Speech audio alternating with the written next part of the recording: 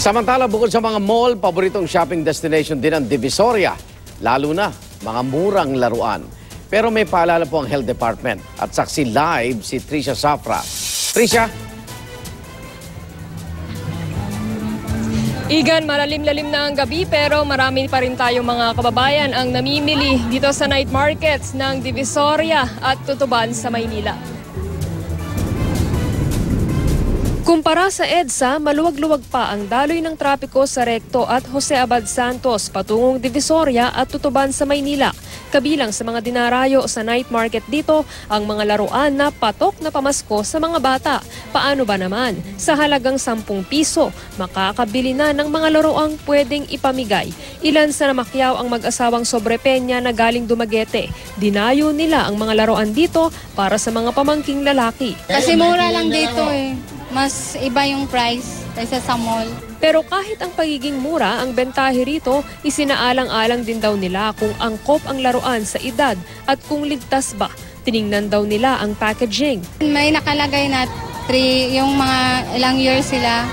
Ngayong araw, nanawagan ng Health Department sa mga Christmas shopper na siguruhing ligtas, dekalidad at angkop sa edad ng mga chikiting ang bibilhing laruang pangregalo. Para raw sa mga sanggol hanggang 1 taon, nirerekomenda ng DOH ang toy rattles, malalaki at makukulay na laruang bola at nalalabhang stuffed toys na may malalaking muka.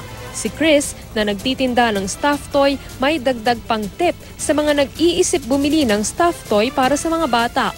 Huwag lang siguro sa may mga sakit na asthma, ganun. Pero kung wala naman, hindi naman. 100 to 1,500 pesos ang stuffed toys dito. Payo rin ng isa pang nagtitinda ng laruan. Di mo naman pwedeng pabayaan lang yung bata na binigay mo yun, ganun na lang pinabayaan mo. Kailangan nandun pa rin tayo. Sabi pa ng DOH, iwasan ang mga laruang maliliit, madaling mabasag at pwedeng makalas sa maliliit na piraso dahil baka maisubo at malulun ito ng mga sanggol. Sa mga edad 2 o 3, pwede na raw ang mga manika, kotse-kotsehan at mga laruang gawa sa kahoy. Kamakailan lang, muling nagbabala ang grupong Eco Waste Coalition laban sa chemical na lead na kadalasang ginagamit pang kulay sa mga laruan. Sa mga sinuri kasi nilang laruan na nabibili sa Divisoria, marami ang nakitaan ng mataas na lead content na masama sa kalusugan. Pagtitiyak naman ng mga nagtitinda sa Tutuban Night Market. Kasi kumbaga medyo mapupusyaw yung mga kulay niya. Kasi yung mga parang may lead, parang masyadong dark. Tapos makikita mong may amoy naman.